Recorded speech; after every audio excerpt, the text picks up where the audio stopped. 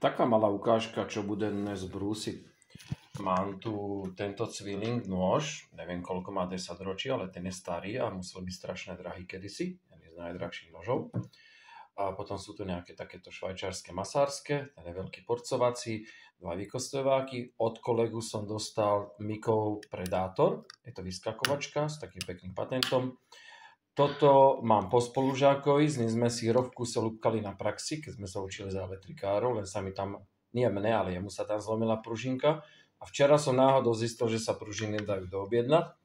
Toto je po kolegovi, od kolegu po jeho detkovi. Ten neviem, či nebude asi nejaký elektrikársky, je to takáto malá pekná vychytávka, to vyzerá ako nejaký odblankovávač. A tu je nejaká čínska super lacná vyskakovačka, nejaká kostra čínska a takéto krásne, nádherné púzdra robia k tomu Mikov Predátoru. A ten nôž sa teraz pohybuje za 75 eur. A tu máme našu lady.